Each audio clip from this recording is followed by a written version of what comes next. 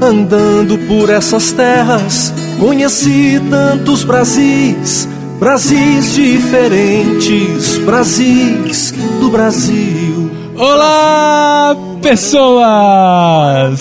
Podcastirmãos.com de número 80 entrando no ar. Eu sou Paulinho e estou aqui com a Adriana, a esposa que carrega o meu herdeiro. Amor, era segredo. Vamos ter que entregar. Eu sou a Adriana e eu estou aqui com o Carlinhos Veiga. Olha, é uma honra aqui estar o Carlinhos Veiga. Esse homem tocador de viola, música brasileira, gente boa. Pois é, e eu estou aqui também participando pela primeira vez desse podcast com muita alegria, prazer enorme, juntamente com a Adriana, grávida, gestante, e com o papai do rebento que virá, Paulinho de Gaspari. Muito obrigado, que apresentação. Fiquei sorridente agora. E mais do que isso, mais do que nós três aqui, nós temos uma galera! É a galera que está participando da nossa oficina de podcast aqui na MPC, Mocidade para Cristo. O pessoal sempre pede oficina de podcast, vocês. Muita gente nem sabia que era podcast, está tendo uma oficina aqui hoje na MPC. Estamos participando do treinamento de líderes que acontece todo ano aqui, né, Carlinhos? Todo ano acontece, já há vários anos. Eu estava até conversando com a minha esposa. Rapaz, o treinamento que eu fiz foi em 85. Ah, é? 85. E a Cláudia fez em 81, parece-me. Já tem muito tempo que isso acontece aqui em BH. Tem sido realmente uma ferramenta muito legal para o trabalho com a juventude pelo Brasil e por aí afora. Que legal, mas hoje a gente não vai falar sobre líderes, a gente já tem muitos programas sobre líderes e a gente vai aproveitar a presença do Carlinhos aqui para falar sobre música brasileira. Toca o som aí de música brasileira.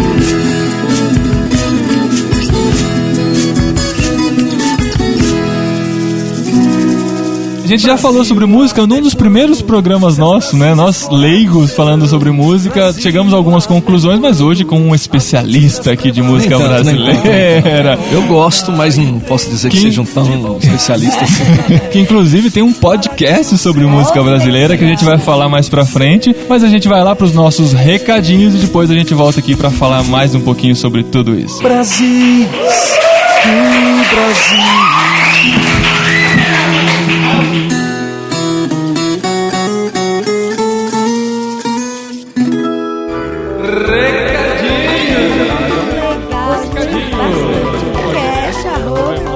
No programa anterior.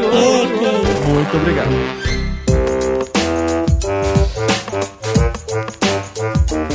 Recadinhos, esposinha.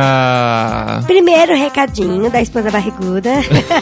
Daqui uns tempos vocês vão começar a ouvir programas ao som de choro de bebê ao fundo. Ah, gente, tão bonitinha. A gente tá esperando um bebezinho. Mas quem já tá sabendo da notícia já nos deu parabéns. A gente agradece por todo o carinho, fica muito feliz. Vocês vão acompanhar aqui cada podcast, cada programa, a evolução dessa gravidez. E agradecemos pelas orações de vocês também. Vamos para os recadinhos. Eu gostaria de começar com uma super parceria que nós fizemos. Olha, se liga nesse recado, gente. Desde que a gente entrou no ministério, quer dizer, antes de entrar assim, 100% no ministério, eu já trabalhava desenvolvendo sites. Eu já tava fazendo faculdade. A gente já ganhava uma graninha fazendo site para um, para outro. Mas quando a gente se decidiu dedicar-se exclusivamente para o ministério, a gente começou a abrir mão dessa outra fonte de renda e não desenvolvemos mais sites para outras pessoas. Aí as pessoas vinham sondar a gente sobre site para igreja, para ministério, e a gente sempre falava, infelizmente nós não estamos com tempo para fazer isso e a gente não vai poder assumir esse compromisso. Mas indica alguém pra gente ir atrás. Infelizmente não tem ninguém pra indicar, porque não... Ninguém que a gente conhece o trabalho, né? Que pelo menos que eu coloco a mão no fogo por eles. Aí a gente conheceu uma empresa lá de Curitiba, do Marcel, aquele que já participou com a gente. Gravou o podcast com a gente ao vivo lá no Louvação. Lá no Louvação, que falou sobre comunicação na igreja, alguns programas atrás aí. E ele tem uma empresa /ministério chamada Confins da Terra. Nós conhecemos o trabalho deles e fomos ficando mais amigos, assim, e resolvemos fazer uma parceria para divulgá-los também, porque a gente acredita que o podcastirmãos.com também é uma utilidade para você na sua igreja. Então, se você está procurando um site para sua igreja, para o seu ministério e quer um trabalho bom, profissional assim na última instância e com um preço que cabe no seu orçamento, parece propaganda de Parece mesmo. merchandising. Não, o mais legal é que assim, se der pau no site da sua igreja, você tem com quem correr. Eles vão oferecer um suporte em horário comercial, estão sempre à disposição. Certeza, dá treinamento. Então, o nome da empresa é Confins da Terra. E para você ter mais informações, conhecer os planos e ver os trabalhos que eles já fizeram, entre em www.confinsdaterra.com.br. Você vai ver os preços lá, você vai ver que tem o plano Smart, que é muito em conta. Você conta com muitas opções que vão incrementar bem o seu site e vão cumprir o dever de um site de igreja, né? Ah, só uma coisa, né, esposinho? É muito importante uma igreja ter site, viu, gente?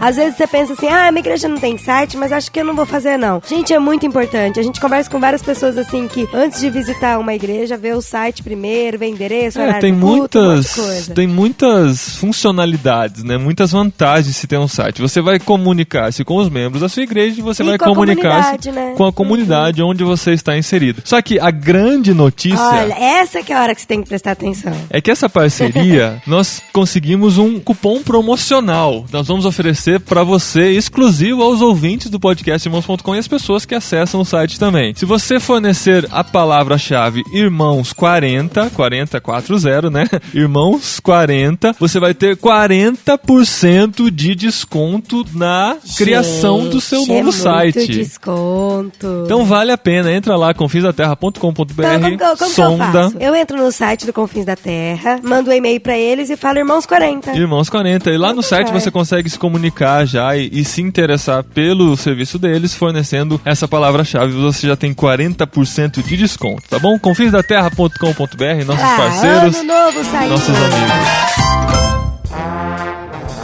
Próximo recadinho é o efeito estufa. A gente não pode deixar de falar porque é uma iniciativa maravilhosa de ensino da palavra de Deus à distância. Você no seu computador consegue acessar, se comunicar com outras pessoas e tem uma nova turma começando no dia 8 de fevereiro.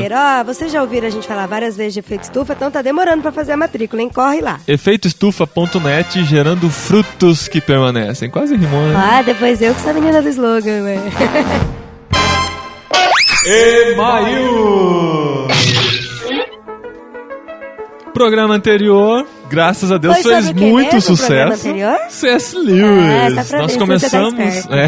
Nós começamos uma série sobre grandes nomes da humanidade e começamos muito bem com C.S. Lewis e a participação da Gabriele Grigersen. Ai, tão bonitinha ela comentou no nosso podcast, você viu? E aqui na seção de e-mails a gente vai ler e-mails e comentários do post. E a gente vai começar com um comentário que não foi assim tão positivo, mas a gente quer aproveitar para se justificar. É da Caroline Silva, São Paulo. Olá, pessoas! Pela primeira vez venho aqui comentar um podcast dos Irmãos.com. Não, é cornetar. É cornetar! Cornetar, tudo bem. Sou fã assumida, apaixonada, quase fanática do podcast Irmãos.com. Não, é do C.S. Lewis. Achei que fosse também. Exageros à parte. E não posso negar que fiquei um pouco decepcionada com o pod de hoje. Talvez porque eu tenha ouvido com uma expectativa grande demais. Quase todo o podcast foi o conteúdo do Surpreendido pela Alegria, que é importantíssimo, pois conta sob a ótica do próprio Lewis quase toda a saga da vida dele. Mas esperava ouvir um pouco mais sobre curiosidades das obras dele, ligações umas com as outras e sobre os mundos mágicos da trilogia espacial e das Crônicas de Nárnia. Também é muito legal ver a diferença dele quando ele escreveu O Problema do Sofrimento e depois Anatomia de uma Dor. É excelente para conhecer ainda mais do autor. Também esperava ouvir um pouquinho sobre Oração, Cartas a Malcolm, que foi o livro que eu menos consegui assimilar dele. Então eu vou ficar na expectativa de, quem sabe, ouvir uma parte 2 desse pod. Olha, mas a gente tem conteúdo demais pra falar de C.S. Lewis aí, hein? Só com esse e-mail dela. Pois 40 horas de podcast. Mas a gente quer se justificar por quê? Primeiro, o programa não foi feito, em primeira instância, pra fãs assumidos, apaixonados, quase fanáticas do C.S. Lewis. Foi feito pra apresentar quem é C.S. Lewis, pra quem já ouviu falar, pra quem não conhece muito bem, pra que essas pessoas se interessem e vão procurar mais coisas, mais informações sobre o C.S. Lewis. A gente gosta de instigar, né, Caroline? A gente quer que todo todas as pessoas também entendam o que o C.S. Lewis faz. Exatamente. E assim, o programa já ficou com mais de 1 hora. A gente cortou algumas coisinhas que vão ficar pro programa de Nárnia. E mesmo assim já ficou muito grande. Imagina se a gente entrasse em detalhes, em curiosidades. Então, com o pouco tempo que a gente conseguiu passar uma visão geral sobre a vida de C.S. Lewis. Falamos um pouco de sua obra, mas o foco era a sua vida, a sua peregrinação em busca da alegria que ele buscou durante toda a sua vida. E esse tipo de coisa a gente deixa pra falar, quem sabe, num programa mais pra frente, que a gente volte a falar sobre a obra dele, e também no programa sobre Nárnia, que já está engatilhado. Mas aí ela deixa algumas dicas, e é legal, quem se interessa vai procurar essas coisas. Uma dica pra vocês que vão embarcar na dele agora. Já que já leram Surpreendido pela Alegria, leiam Cartas a uma Senhora Americana e Os Quatro Amores. São leves, esclarecedores e daqueles que aquecem o coração, sabe? Vou parar de escrever porque só de escrever já me deu uma vontade de largar o Tolkien de lado e reler o que tenho do Lewis. Eu também, né? Preciso terminar logo a minha leitura de Tolkien pra pegar logo as Crônicas de Nárnia e a gente gravar o programa. Tem gente que ficou abismado de ver que a gente não leu as Crônicas de Nárnia, Nossa, né? É verdade, gente. Mas também... é que a gente tá terminando de ler alguns livros. Mas é que na nossa infância a gente tinha que ler Série Vagalume. Na adolescência a gente tinha que ler Machado de Assis, Guimarães Rosa. Aí não sobrou tempo pra ler Crônicas de Nárnia, mas agora depois de adulto a gente arruma um tempinho aí. Não, por falar em Série Vagalume, o próximo e-mail aqui, o Guto comenta sobre isso. Guto Pagiossi de Catanduva, São Paulo. Olá, pessoas! Eu sou um admirador das obras do C.S. Lewis. Conheci-o ainda no colégio de um jeito um tanto quanto inusitado. Alguns amigos ouviam uma banda inglesa chamada... Irlandesa. Tá tudo lá. Uma banda irlandesa, não é o YouTube, chamada Nárnia. Eu achei o nome interessante e corri atrás de descobrir e conheci o que significa a palavra Nárnia. Nossa, que estranho o jeito que ele chegou até o C.S. Lewis, né? Foi então que encontrei as Crônicas de Nárnia, que para minha surpresa constavam na biblioteca da minha igreja. Li todas. Hoje a minha biblioteca pessoal tem vários títulos do Lewis. Foram os primeiros a serem adquiridos. Destaque para Cristianismo Puro e Simples e Surpreendido pela Alegria. Só para destacar, adorei os comentários no final do programa sobre a série Vagalume. Eu li todos os títulos da série Vagalume. Gente, era muito grande. Todos os títulos? Você lembra que na contracapa da série Vagalume tinha todos os livros? Eu fazia xizinho nas que eu lia. Nostalgia total. E já estou aguardando o programa sobre Nárnia. Pode aguardar, a gente vai gravar, se Deus permitir, é claro. Já vamos nos preparar para isso. E o terceiro e-mail é da Adna Prado, lá da minha terrinha, Piracicaba. Adna, eu vi nascendo. Nome bonito, né? Adna Prado. Conheço desde criança, a gente perdeu o contato agora, mas saber que ela ouve os nossos programas nos deixa muito felizes. Olá, pessoal. Olá, pessoal, não. Olá, pessoas. Tudo bem com vocês? Confesso que não sou tão presente nos e-mails, mas saibam que sempre ouço os podcasts. Muitos, se não todos, trazem muitas risadas. Outros, despertamento, motivos para dar louvores ao nosso Deus, encorajamento, aconselhamento, testemunhos. E nesse último programa, sobre o C.S. Lewis, percebi e confirmei o quanto Deus é o Deus Todo-Poderoso e o muito que Ele pode fazer na vida de uma pessoa que luta contra Ele. Isso é legal mesmo. Isso é muito legal. É impossível ao homem resistir a Deus. Resta a nós nos rendermos a Ele e desfrutarmos do amor tão grande que Ele nos oferece. Louvado seja Deus, porque Ele não desiste de nós, o qual deseja que todos os homens sejam salvos e cheguem ao pleno conhecimento da verdade. Ela cita aqui 1 Timóteo 2 e 4. Bom, estou pressentindo que em breve haverá um podcast sobre filhos, vida de pais ou coisa parecida. Ainda não sei se a notícia é oficial ou já está sendo divulgada. Mas não poderia deixar de expressar a minha felicidade e de dar os parabéns para os futuros papais. Que o bebê que estão esperando seja uma bênção na vida de vocês, e acredito que já está sendo. Bom, qualquer coisa sobre essa notícia foi tudo culpa da avó coruja. Minha eterna professora da 4ª série, a minha mãe. Sogrinha. Eles ficaram desesperados pra contar pra todo mundo. Quando a gente contou pra eles, ainda não podia divulgar, porque os pais da Adri ainda não sabiam. Você visse o desespero que eles ficaram de guardar esse segredo. Mas agora já podem falar pra todo mundo. Se Deus quiser, vão ser avós, vovós em breve. A gente vai passar o blog pra eles? Vamos passar o blog. Se alguém tiver interesse, assim, de acompanhar o dia a dia de uma gravidez e as experiências que estão sentindo, entra lá em http://bacuri.irmãos.com, que é o blog que a gente criou lá dentro centroirmãos.com. Você vai acompanhar aí as nossas curiosidades dessa vida de pais de primeira viagem. E por falar de Piracicaba, eu esqueci de falar durante o programa, esse programa especial com Carlinhos Veiga, a Claudinha, eu esqueci de falar que ele fez uma música especial pra mim. Não foi pra você. Vou tocar um trechinho dela pra vocês, lembrando que esse é um programa musical, a gente deixa tocar uma parte maior das músicas pra você conhecer um pouquinho mais do trabalho do Carlinhos, conhecer um pouquinho mais de música brasileira. Joia demais, a gente acabou esquecendo de comentar, mas ele participou do Brazilian Day o ano passado. Esteve lá no Brazilian Day em Nova York, representante da música brasileira, olha que coisa da música goiana. Então, muito legal, e a gente agradece mais uma vez, Carlinhos, por ter nos convidado pro treinamento da MPC. Espero ter contribuído, como você esperava, e a gente espera se ver em breve. Um grande abraço e vamos ouvir Garoto de Pira! Depois põe a música do Cotipó. Garoto de Pira, Piracicaba, garoto alegria total, que ama, que curte as belezas de Deus.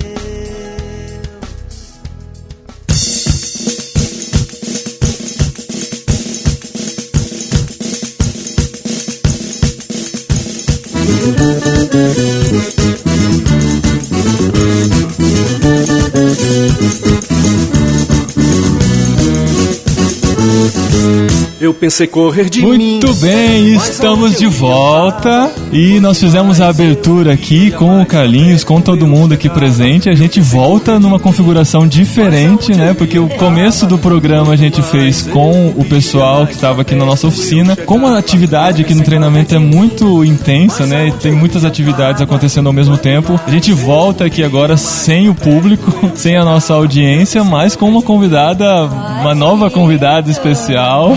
Afinal, atrás de um grande homem tem que ter uma grande mulher, não é? Estamos aqui com a Claudinha. É o podcast dos diminutivos, né? O Paulinho, o Carlinhos, a Claudinha e a Drizinha. E o bebezinho.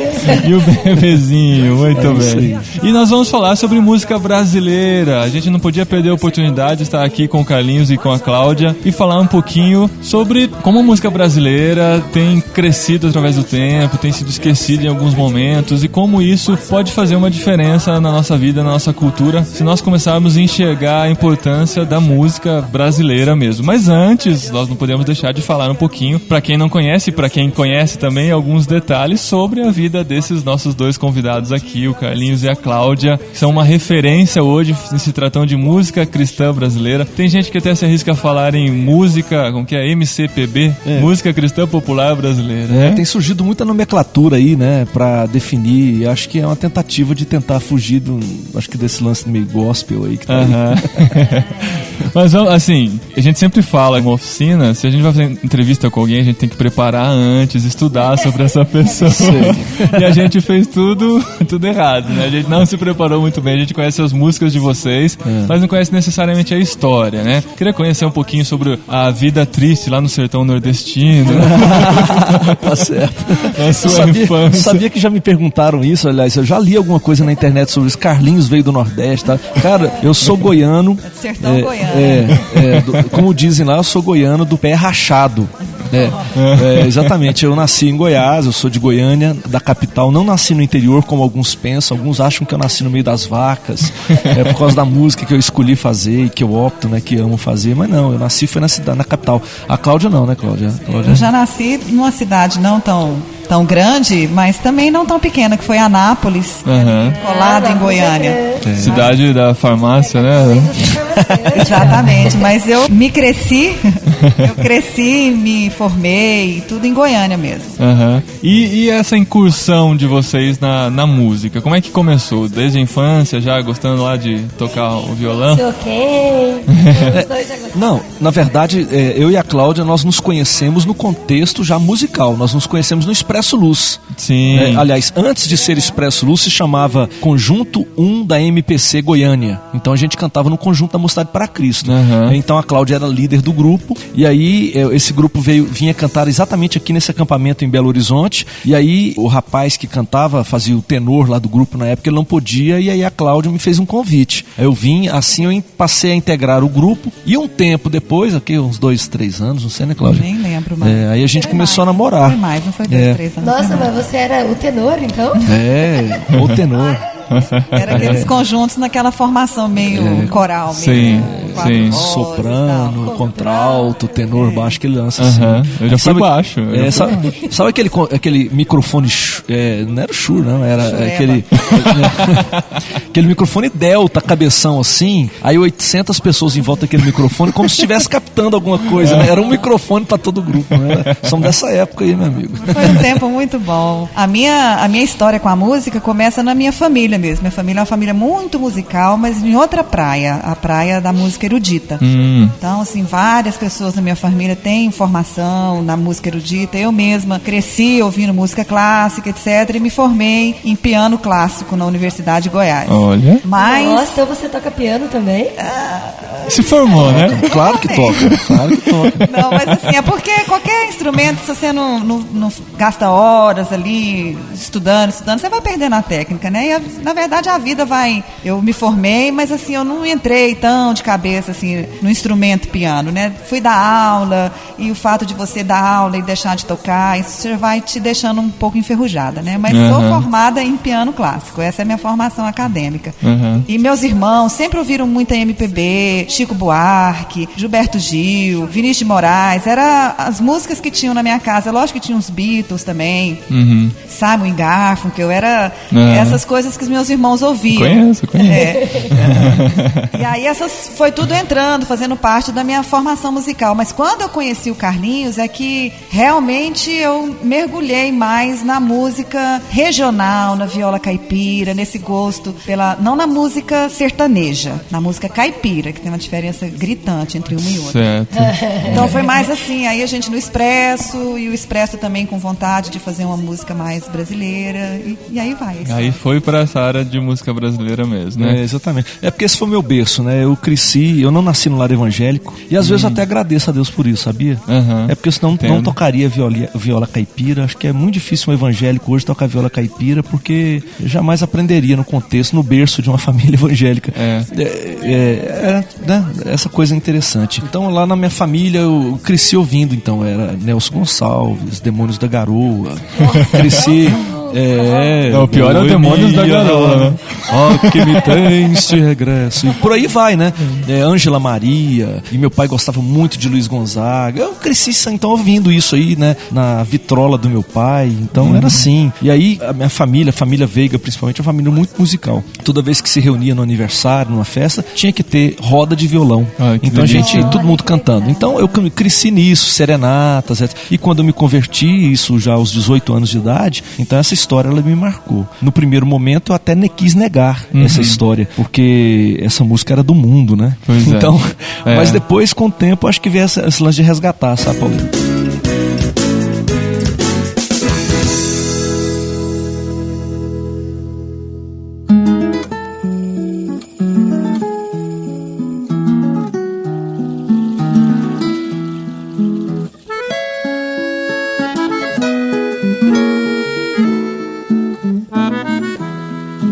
Olha esse caminho que sobe então isso que a gente queria tratar. Eu sei que talvez vocês estejam cansados dessa discussão, mas o nosso público muitas vezes pode estar começando a pensar nisso agora, né? É uma discussão que para muitos já ficou pro século passado, mas a gente queria ver um pouquinho a opinião de vocês sobre esses rótulos de música secular e música evangélica. Como encarar isso? Porque eu fui criado assim também. Na minha infância, eu ouvia lá os Meus Vencedores por Cristo, e por ser criado em Piracicaba, interior de São Paulo, era muita música caipira. Só que assim, eu me sentia meio pecando quando eu ouvia alguma música caipira, porque, não, isso daí não é de Deus. Como a gente pode definir e deixar claro para os nossos ouvintes essa diferenciação, como que a gente encara isso de música evangélica, música do mundo, música do diabo, né, como as pessoas às vezes gostam de falar. As pessoas que tentam fazer essa diferenciação entre uma coisa e outra, eu quero dizer que não é fácil, né? Qual que é o critério de se dizer que a música é sacra ou a música é cristã nesse sentido assim? O que é? É a letra? É a música? É profana? profana e sacra, né? Que é o ritmo, é complicado, né? É o cantor, né? A banda. Às vezes as pessoas falam isso. Eu lembro que uma vez eu fui fazer um determinado seminário aí, e as pessoas me falaram que música sacra é toda aquela que fala de Jesus. Aí eu falei, então Roberto Carlos, Jesus Cristo, eu estou aqui. Aí as pessoas não sabiam responder. É uma coisa muito complicada. Eu opto por aquela palavra que eu já ouvi aí, parece que foi até o Ariovaldo Ramos que disse uma certa vez que não existe música sacra e música profana, existe música boa e música ruim. Música ruim, exatamente. Eu acho que é essa distinção. Né, até eu penso exatamente dessa forma, até porque, por exemplo, muito se falou e se fala até hoje, por exemplo, que a música clássica é a música do céu, né? Que lá no céu a gente vai ouvir só canto gregoriano e tal, e alguns compositores mais especificamente, tipo Bach, Handel. É pra não querer céu, não. Deve ser bem monótono mesmo. Mas as pessoas utilizam da música clássica com esse argumento, mas esquecem que os compositores deles, a maioria dos compositores clássicos, tinham vidas assim completamente desregradas, eram pessoas complexas demais na sua cabeça, com umas vidas muito loucas e que compunham coisas maravilhosas, né? E que de alguma forma Deus comunicava com essas pessoas alguma coisa para elas fazerem o que elas fizeram em termos de música, né? Do mesmo jeito hoje eu fico vendo assim as músicas, por exemplo, o Milton Nascimento quando fala lá, amigo é coisa para se guardar. É mentira o que ele fala? Não é, né? É verdade. Não. E a verdade, ela é verdade na boca de qualquer um. Não interessa. É verdade. Verdade é verdade. Tanto que quando a gente vai para a questão de profissionalismo, a gente utiliza advogado, não vai perguntar primeiro se ele é crente, se não é. Uma pintura de um quadro, você vai ver uma pintura de um quadro, você não vai ficar vendo se Van Gogh era cristão, se Salvador Dalí era cristão. Nada. Você aprecia a arte da pessoa, né? Agora, não resta a menor dúvida. Existem grupos, pessoas, músicos, artistas que fazem da sua arte um instrumento para comunicar o reino das trevas. Isso é verdade. E é declarado isso. Como existe também muita gente que se diz cristã, evangélica, que nas suas músicas prega uma teologia, se você for checar ela com as de bíblica não tem nada, né? Ela te assusta. É verdade, né? é verdade. Então, esse critério do julgamento é realmente muito complicado, né? E quantas vezes a gente não pode ser edificado por uma música de Chico Buarque, né? Pode acrescentar para nossa vida algumas coisas que muita música cristã não acontece. É o drama aí que a gente muitas vezes vê, por exemplo, esse drama que o Haiti passou, né, e tudo. E eu tava ouvindo a música do Caetano Veloso, né? Haiti é aqui, tá? Cara, mas aquela música é profética, assim, sabe? Porque ela é uma música de denúncia. E é interessante, né? Como é que isso tem sido esquecido, né? Pelos cristãos. Denunciar as injustiças, denunciar esse sistema corrupto, vil, né? Que tá aí, que a gente tá inserido e muitas vezes tem até participado de tudo isso. Então, eu acho que é isso, né? A música brasileira, a música cristã, né? Cristã brasileira, melhor ainda, né? A gente poder fazer uma música que realmente seja reflexo do reino de Deus e que seja inserido. Porque a gente tem que participar da cultura, né? Não tem como. O Francis Schaeffer disse uma vez uma coisa, que o cristão, ele tem que concorrer no mercado das ideias. Então, assim, não adianta você produzir somente pensando no consumo interno da igreja. Você tem que estar lá fora. Sua música, sua arte, sua literatura, tudo, sua dança, seu teatro, seu cinema, ele tem que concorrer lá fora, né? Porque eu fico vendo, a gente recebe tanta informação de músicas, de cinema, etc, que tem uma mensagem tão clara, né, tão explícita do que aquele diretor, do que aquele autor quis comunicar, e muitas vezes a gente cristão faz coisas só para o nosso consumo. É verdade mesmo. A gente não concorre no mercado das ideias. O povo não sabe o que a gente pensa sobre ecologia, sobre injustiça. O povo não sabe. Porque acho que na verdade a gente às vezes nem pensa também. Essas coisas a igreja não tem pensado. É proibido pensar, né?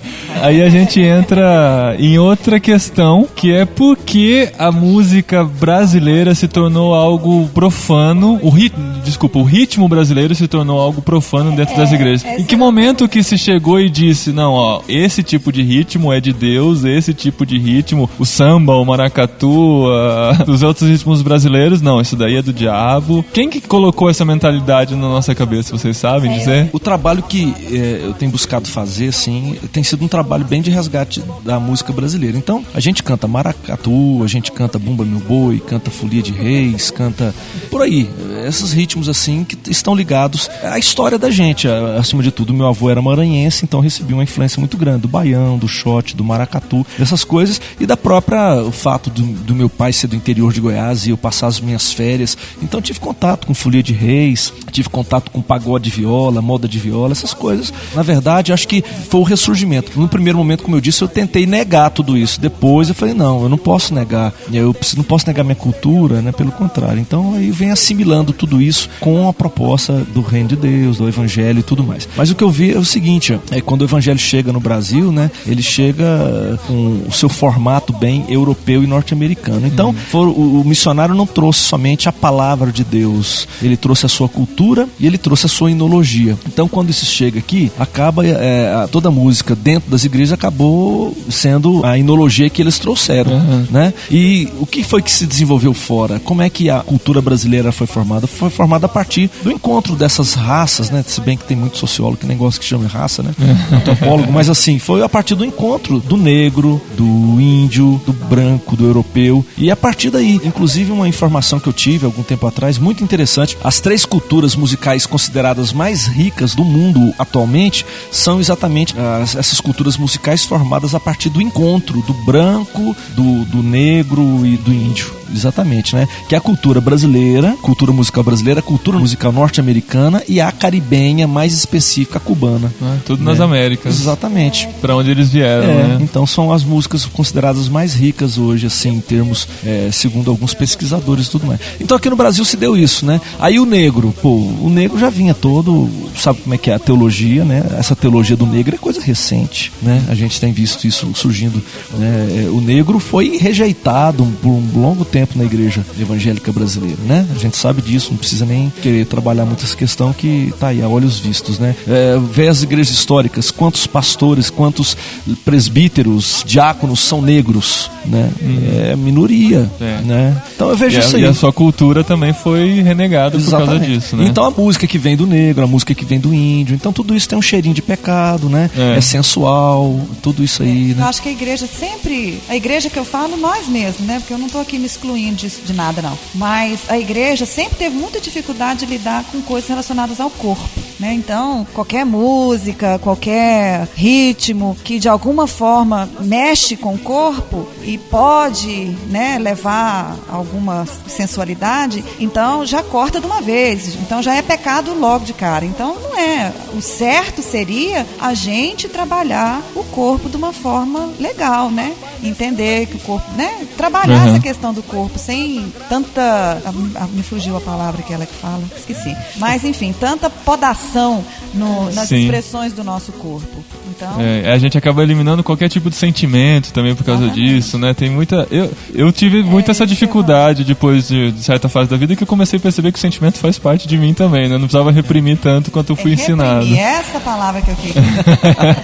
Não precisava de ter tanta repressão com a questão do corpo, né? Paulinho, antes da conversão, a gente tinha um encontro da família chamado Forró dos Veiga. Então eu cresci dançando com prima, dançando com tia, dançando, sabe? É o forró, é a brincadeira, é cantar juntos, tudo. E era um encontro que reunia a família, era gente pra caramba. Cara, depois que eu me converti, cara, mas foi difícil, entendeu? Eu participar de coisas assim. Então tá aí, né? A gente realmente nega e rejeita, né? E é tão interessante porque eu venho de uma família cristã.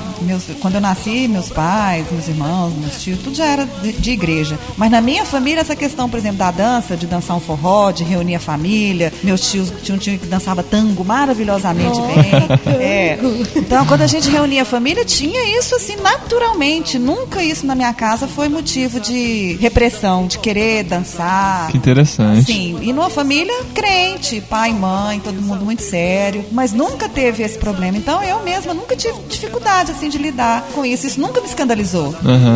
Que bom, né? Pra mim fazia parte da minha vida. Eu lembro que eu nasci no mês de junho. E as minhas festas de aniversário, enquanto eu estava na casa dos meus pais, né, minha mãe viva, sempre foi festa junina. Tinha quadrilha, fogueira, comidas típicas da época. Isso nunca foi... idolatria. Não, era tudo tão tranquilo. Nossa, festa de São João. Mas daí não é festa de São João, Santa né? Cláudia.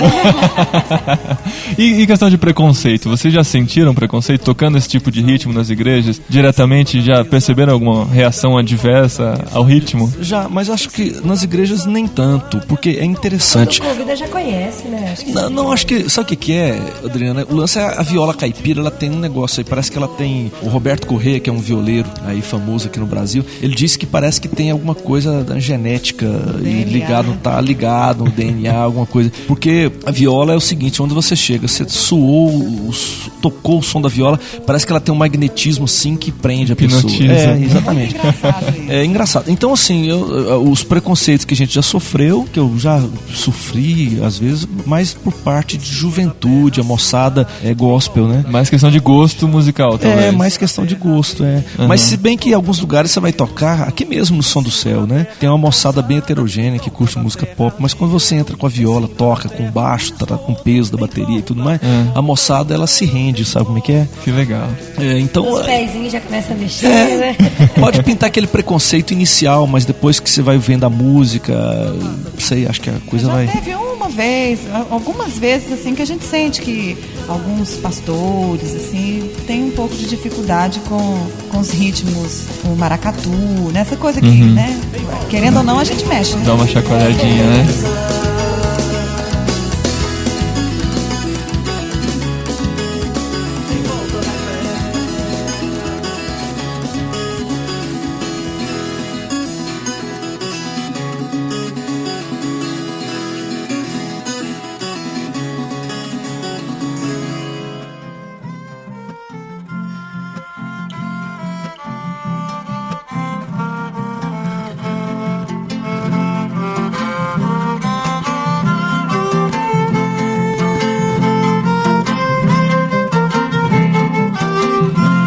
Nas barrancas do Cochipó entendi que a vida pode ser melhor. Enquanto pescava um peixe, assuntei o que estava ao redor. Vi as águas tranquilas correndo, vi o ipê amarelo em flor. Enquanto a siriema cantava seu canto chorado, cheio de amor. Canta, siriema do Mato Grosso.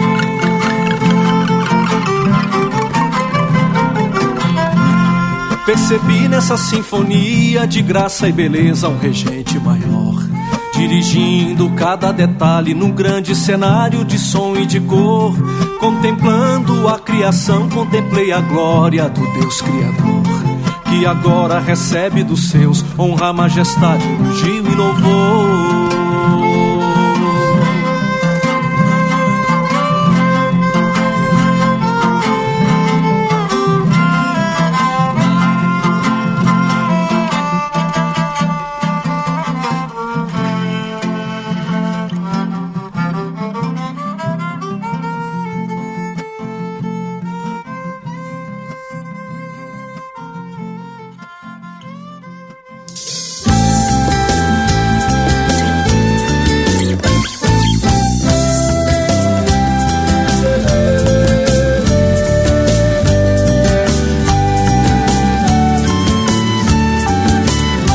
A flauta, como que vocês assim incorporaram a flauta com o maracatu?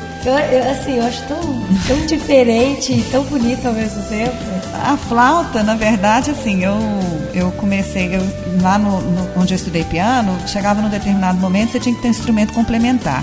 Todo mundo fazia violão. Eu falei, não, eu quero fazer flauta. Eu era a única que quis fazer flauta. Aí nem tinha professor direito lá em Goiânia na época, mas mesmo assim eu quis fazer e fiz. 1 ano de instrumento complementar. Depois o professor foi embora, eu nunca mais estudei e ficou aquele negócio tudo meia boca, mas a gente tocava assim mesmo. Mas a flauta é um instrumento assim que ela cabe em muitas circunstâncias, né? Então a gente vai inserindo a flauta nas músicas.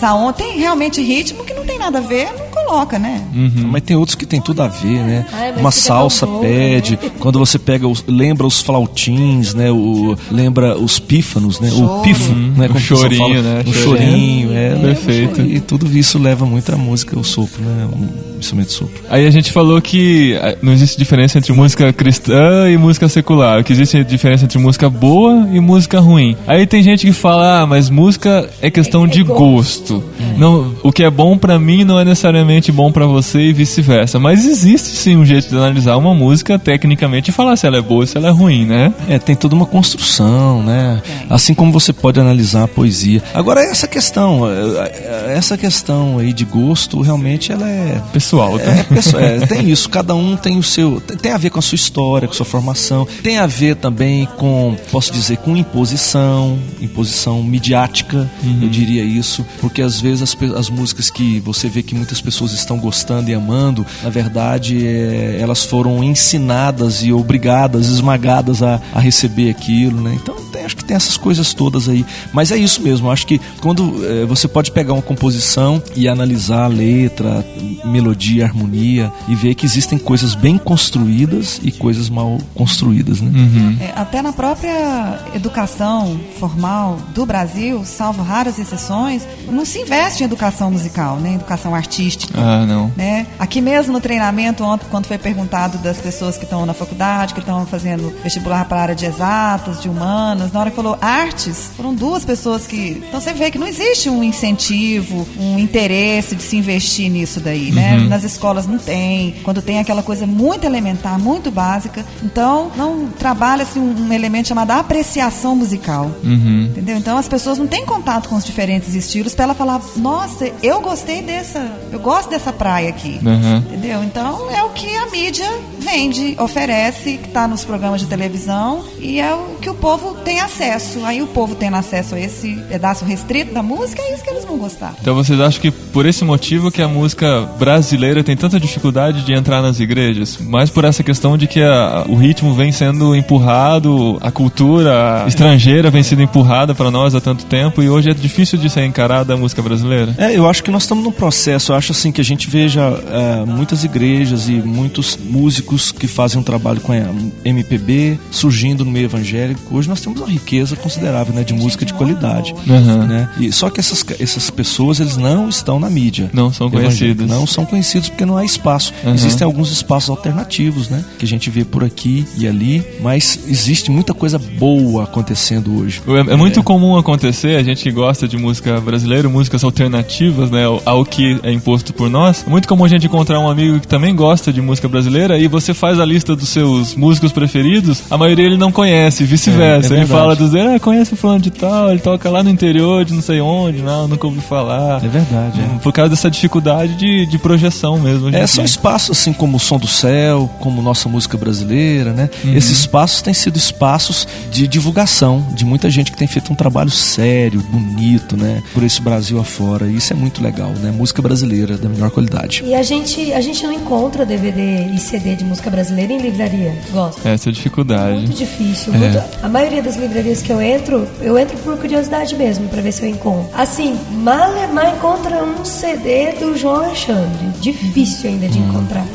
E aí a pergunta que fica assim, por que as livrarias não têm interesse em distribuir? Porque não vende, esse é o problema. É verdade.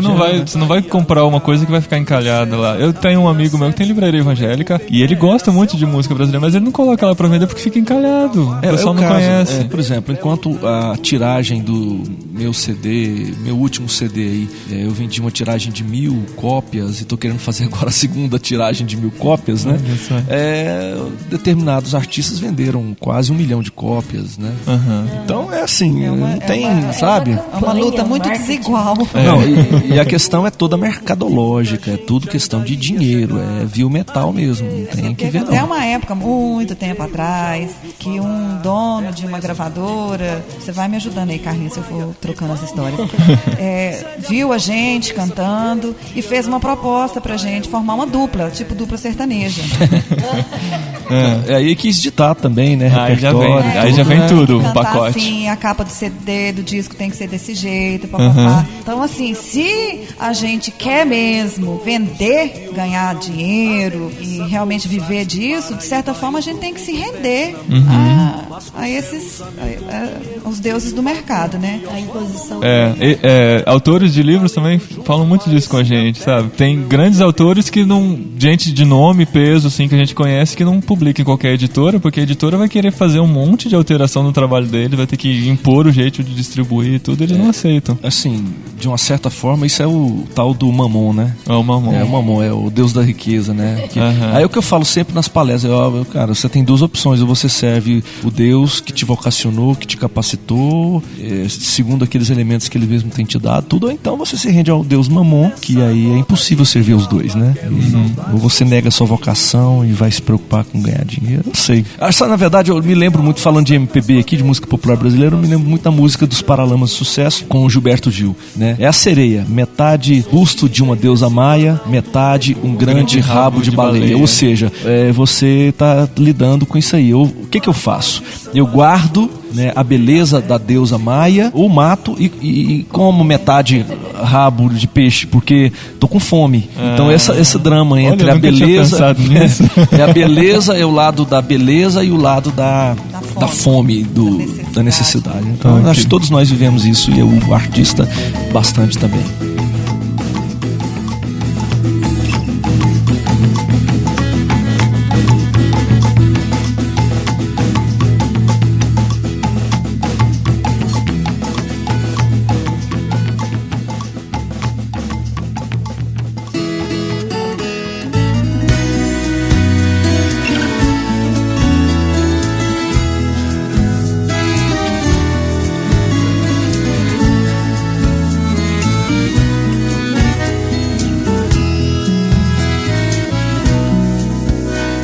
O carro de boi lá vai, gemendo lá no estradão, suas grandes rodas fazendo profundas marcas no chão.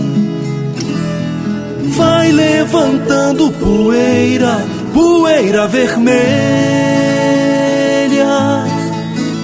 poeira, poeira do meu sertão. É fácil de comprar um CD de vocês? Tem facilidade? Aí tá uma das críticas que a gente ouve bastante. É tão difícil de comprar. Mas, gente, é muito difícil. É porque as nossas gravações, as nossas produções, na maioria delas, com exceção desse último CD, que foi um CD produzido com dinheiro do FAC, Fundo de Apoio à Cultura do Distrito Federal, foi um projeto que entrou, ganhou, e aí ganhou dinheiro, mas as nossas produções geralmente são produções independentes. Estamos agora vivendo o drama de parir um DVD. Rapaz, é um drama, porque você tem que ter dinheiro. Já aconteceu. Não tem ninguém bancando. Né? Já aconteceu na época de Expresso Luz, do disco ser gravado, na época era LP e depois tornou CD, de ser gravado à base de venda de iogurte e brigadeiro na porta da universidade. A gente ia pra porta da universidade vender brigadeiro, entendeu? Então essa luta, como né? A gente fácil. Não tem, a gente não tem também uma distribuidora. Então a gente tenta fazer da melhor forma que a gente dá conta. Como? A pessoa entra no site do Carlinhos e lá no site fala, eu quero comprar o CD. Aí eu sou a distribuidora. Então é o seguinte, o site não está atualizado e a Cláudia também demora um pouquinho para mandar. Ô, Carlinhos. Dependendo da circunstância, eu demoro um pouquinho. Mas nós somos péssimos para vender. É todo um processinho, assim, a pessoa manda, eu quero tantos CDs. Aí ele pede CD, o CD que ele quer eu não tenho. Tá esgotado. Aí ele deposita. E aí mas nós somos péssimos para venda mesmo. Nós já estamos aqui há 5 dias aqui em Belo Horizonte, nesse acampamento. Eu trouxe 2 caixas de CD, elas estão no meu quarto até hoje. Peraí, eu perguntei pra sua filha, ela disse que não tinha. Não, eu trouxe, tá vendo? Você já passou ruim para esse negócio de venda? A gente trouxe. Mas assim, quem tá interessado é só entrar no site. No site não, porque ele tá desativado. Não, desativado não tá não. Pode mandar lá pro www.carlinhosveiga.com.br ou então cveiga@terra.com.br e faz o pedido, a gente... E já pede. Mas isso vai mudar, porque a gente tá reorganizando o site agora nos próximos tempos aí. Vocês não estão ouvindo, mas os ouvintes estão ouvindo suas músicas ao fundo desse programa. Muito bom, obrigado. E saiba mais de Carlinhos Veiga na página do MySpace. É isso aí, MySpace.com/CarlinhosVeiga. É isso aí. A gente vira e mexe e entra lá. Tem algumas canções lá. A gente tem que honrar algumas coisas, por exemplo, a Ultimato, que teve uma iniciativa muito interessante de fazer uma coluna onde o Carlinhos apresenta artistas, músicos, bandas que estão produzindo uma coisa interessante, que esse é até um critério, que seja uma coisa realmente com características brasileiras, né? Aí tem sido interessante, porque começou com 2/3 de página, a última edição aumentou para uma página e agora aumentou. Daqui a pouco vai virar uma revista, né? Aumentou para uma página. Eu vi com uma página ainda. Eu vi esse mês. Foi 2010. E agora também ampliaram com o lance agora do podcast, né? Pois que é Novos Acordes. E agora vão ampliar mais um pouco. Estão abrindo um blog pra mim lá dentro da Ultimato. Um blog. Ou seja, tem interesse, né? A revista não ia fazer isso se ela não visse interesse dos leitores, né? Por esse assunto, por esse tema. E você falou aí, Paulinho, no começo que esse assunto é assunto do século passado e tal, mas é impressionante que onde a gente vai, o assunto é sempre o mesmo, as crises são sempre as mesmas do século passado. Mudou, né? Assim, hoje a gente não tem aquela coisa de se entra bateria, se não entra bateria, se pode ter percussão, se não pode. Você sabe que a gente conhece muita igreja que tem. Que tem problema com isso, né?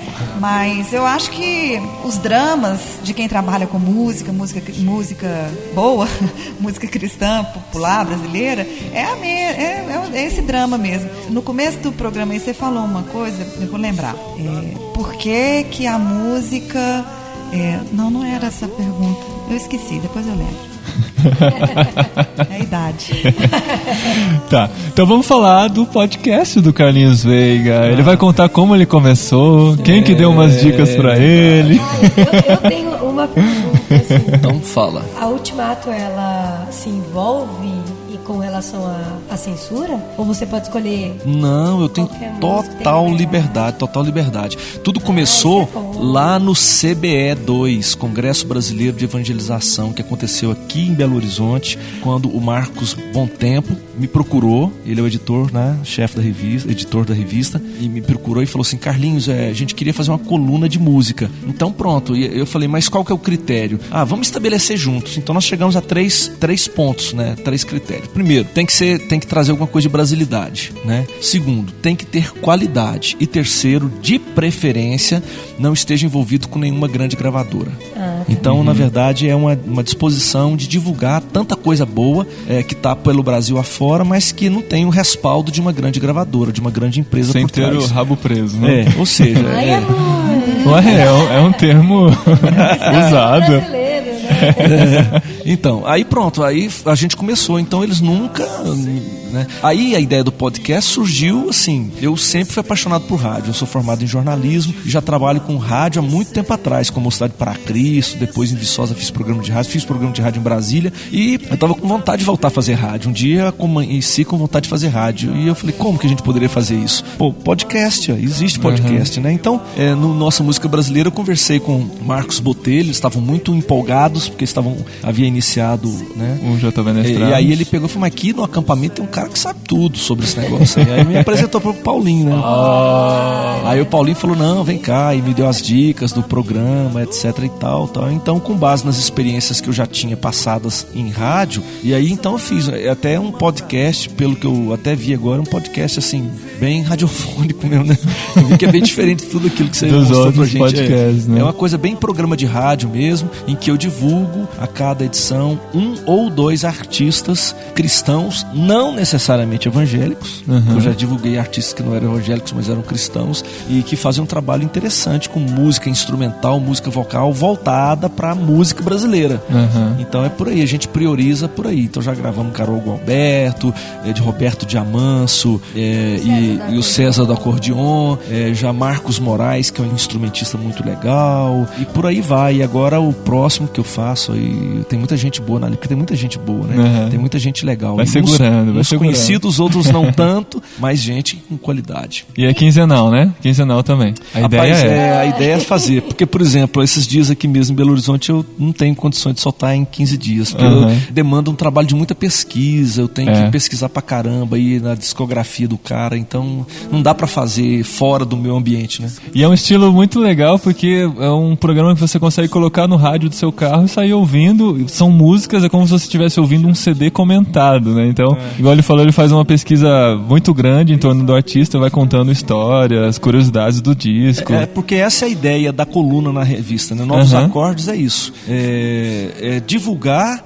novos lançamentos ou mesmo trabalhos antigos que não se tornaram tão conhecidos. Então, você fala sobre o artista e fala sobre o CD. Aí as pessoas me escreviam dizendo, eu li sua coluna, mas essa música é legal mesmo? Como é que eu ia poder dizer pra ele? É gosto também, tem isso, na revista, né? Não dá pra ouvir, então né? Então eu falei, vou transformar isso num programa de rádio, porque a pessoa, ela por ela mesma, vai poder conferir se vale a pena ou não adquirir o material. E se minha banda se encaixa nesses critérios, eu posso mandar um e-mail pra Mas você? Com muita alegria, porque tem meses que eu sofro com falta de material, né? Agora, é claro, nem todo material que chega às minhas mãos eu publico, né? Porque quando a coisa não tem um diferencial, quando cai nessa melosidade gospel que já tá aí eu fujo mesmo. Eu tento publicar coisa mais nova, com propostas. Então, pode escrever, cveiga@terra.com.br e aí a gente começa a conversar. Legal. Tanto para revista quanto para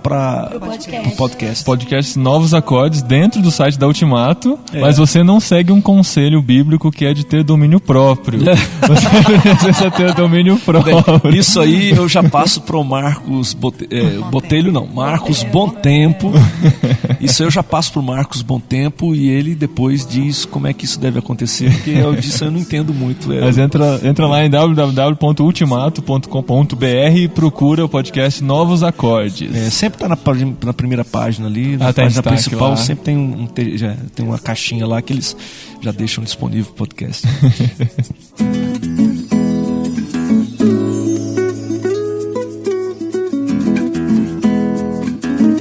E a gente tem hoje também os seus filhos estando envolvidos com música, né? O Pedro já um super baixista, né? A gente é super mesmo. Até falei pro Carlinhos, eu sou baixista, mas eu não falo isso alto na frente do Pedro, né? A história do Pedro com a música foi muito interessante mesmo, porque o bichinho, coitadinho, já nasceu dentro de um case de contrabaixo. Mas era isso mesmo. Porque nessa época eu tocava baixo. Eu não tocava viola, caipira e violão. No Expresso Luz eu era baixista. Entendi. Aí a gente viajava, olha, com 6 meses... Não, com 2 meses. Com 1 mês e meio ele já estava no Som do Céu. Não, com 2 meses ele veio pro Som do Céu. Depois, com 6 meses... Aí com 6 meses a gente encarou uma maratona de uma viagem missionária aí dentro de um ônibus. Nós saímos de Goiânia e fomos parar no Espírito Santo e voltamos, paramos... 15 dias na estrada, morando dentro de um ônibus. Esse menino junto. E ele foi crescendo, e aí a gente ia tocar, ele sempre carregava, né, um travesseirinho debaixo do braço, uma coisinha assim, uma almofada que ele chamava, uma mamadeira que era... E a gente tocando em palco, em igreja, papapá, e ele vinha, abria a capa o case do baixo e deitava ali ele dormia.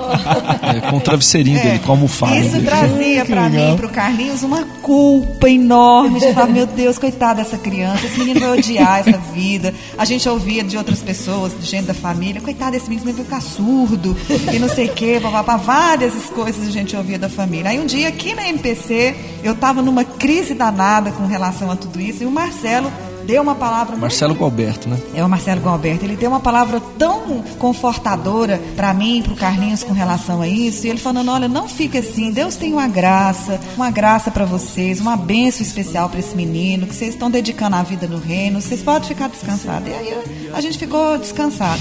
Aí quando o Pedro tava fazendo uns 10, 11 anos, sei lá. Acho que uns 12 para 13, né? O Carlinhos a gente resolveu dar um violão para ele. Aí o Carlinhos empolgado, comprou o violão, foi lá, tá dentro pra ele não deu a menor bola, porque ele ficou lá que tristeza. E foi uma frustração danada. Mas, passado 1 ou 2 anos, de repente, esse menino pegou o violão e saiu tocando, e tocava muito. Arrebentou. Sério? Rapidinho. Sem aula? Aí nós matriculamos ele numa escola lá. De guitarra que não rendeu muita coisa. Não foi nada aquela aula lá. E ele foi pra casa e ele mesmo tirava, e ele mesmo tocava. E dali ele foi pro baixo e estudou com um bom professor de baixo lá de Brasília, o Nelsinho Rios. Aí o Nelsinho tem um programa, ele passou o programa e falou: agora acabou, não tem mais nada pra ensinar pra ele, não.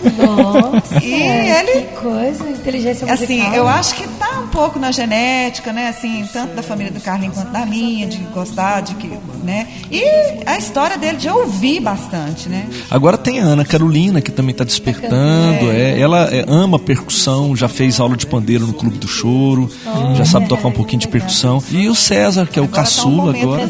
É o momento do César. O César agora está apaixonado por violão. Tá aprendendo a fazer pestana. É o dia inteiro querendo ouvir, querendo tocar, Mas assim, eu acho que Deus vai abençoando e eles todos envolvidos com música, pra gente é uma alegria muito grande, né? Isso que eu ia perguntar, como que vocês conseguem, assim, conciliar família e ministério? Porque eles também estudam, tem a escola, como que é, assim? O Pedro agora, esse ano está sendo um ano muito especial para ele. Ele ingressou agora no mestrado da UNB, formado em História, e agora está ingressando no mestrado. E pensa em casar agora em julho. Já tá marcado já. Não, até agora não, mas eu não vi até agora nem a aliança do noivado. Como é que pode dizer que vai casar? Vai chegar, mas a gente não usou a aliança do noivado, foi direto de casamento. Tá bom. Quem sabe eles estejam. Quem sabe seja isso. Mas é isso. Então, eles estão já com planos e estamos muito felizes. Então é difícil, assim, sem dúvida alguma. Por exemplo, esse ano eu sei que eu não vou poder contar com o Pedro em algumas das viagens. Eu, por exemplo, eu tenho as minhas viagens são limitadas porque além do músico eu sou pastor de uma igreja presbiteriana, né? Então eu tô lá no pastorado da igreja e viajo uma vez por mês, um final de semana por mês, né?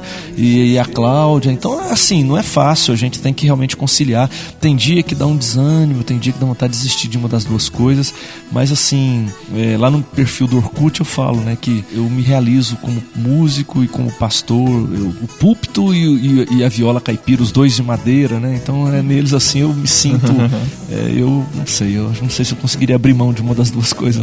Entendi. Mas teve uma época que foi muito difícil pra mim, porque a vida inteira cantando no Expresso, viajando e tal. Aí nasceu o Pedro entrou no esquema. Quando nasceu a Ana Carolina e logo em seguida o César, aí eu me vi realmente impossibilitada de conseguir fazer as coisas. Aí eu tive que sair. Aí esse momento foi como se eu tivesse morrido uma parte, né? Se eu tivesse sido amputada de uma coisa de um membro que eu amava muito, né?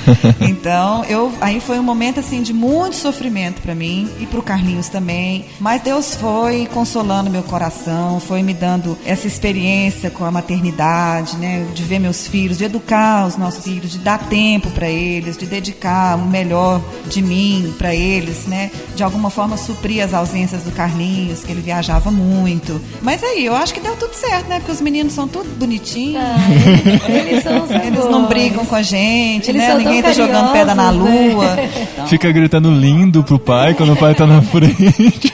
É mais legal. Eu acho assim que eles têm um certo orgulho, né, da gente, e a gente tem muito orgulho deles também. Eles são muito queridos. Nossa, eles são meninos, vai ser menino pra sempre, mas assim, muito queridos. E não tem alegria mesmo maior do que a gente ver que deu certo, que valeu a pena. Eu deixei de trabalhar um período pra ficar só em casa por conta deles. Fui muito criticada. A gente passou dificuldade financeira até por causa dessa opção. Mas Deus nunca deixou faltar nada na nossa casa, na nossa família. Nossos meninos sempre estudaram bem. Então, vale muito a pena, né? Valeu tudo a pena. Até agora tem sido muito bom. Que gostoso, né, Dri? Pra gente é um momento bom pra ouvir essas coisas. Deus cuida mesmo. Mas, gente, acho que a gente só tem que agradecer vocês por tudo que vocês já contribuíram para a música brasileira e estão contribuindo. A gente fica muito feliz de ver o trabalho de vocês. Não, e agora com o podcast Novos Acordes. Legal. Vai contribuir mais ainda. Vai contribuir mais ainda com a música brasileira. Espero. Com 3 páginas na revista Ultimatos, né, pessoal? Que beleza. Tá. Mas Deus abençoe vocês. Muito obrigado. Obrigado pelo convite da gente vir aqui para esse treinamento, que pra gente foi muito especial mesmo. Principalmente por conhecer melhor vocês, passar esse tempo junto aqui. Tá bom. A gente é que agradece. E tanta gente. Tá, eu agradeço mesmo. E quero, assim, aproveitar o tema e incentivar o pessoal que ouve o podcast de vocês aí para realmente apoiarem os músicos brasileiros que estão surgindo aí ao seu redor, né? Tudo. E não só no meio evangélico, mas assim, né? Apoiar, incentivar a cultura brasileira. Realmente ela precisa de apoio. Vai ouvir, adquira o CD. Não compra pirata, não. Adquira o CD, vai lá assistir o show dos caras, vai lá bater um papo com eles. A gente precisa muito de apoio. A gente às vezes sente muito numa luta muito solitária, né? E sempre que uma pessoa vem e traz uma palavra boa pra gente, a gente segue assim, como que animado a caminhar mais um tanto, né? Então, obrigado pelo convite de participar desse podcast aí. Um abração pra toda a galera que tá ouvindo. Um abração pra todo mundo mesmo e que Deus abençoe. Amém. Amém. Obrigado, gente.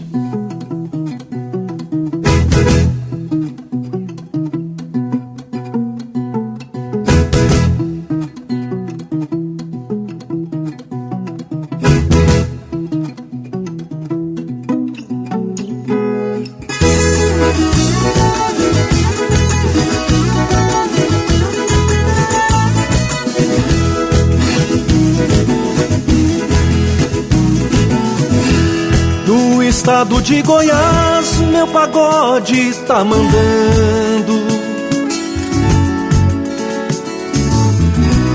E o bazar do Valdomiro, em Brasília, o soberano.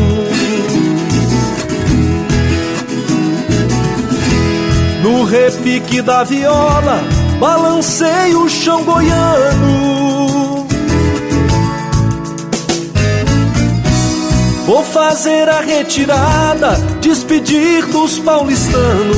Adeus que eu já vou me embora, que Goiás tá me chamando. Adeus que eu já vou me embora, que Goiás tá me chamando. Adeus que eu já vou, adeus que eu já vou, adeus que eu já vou.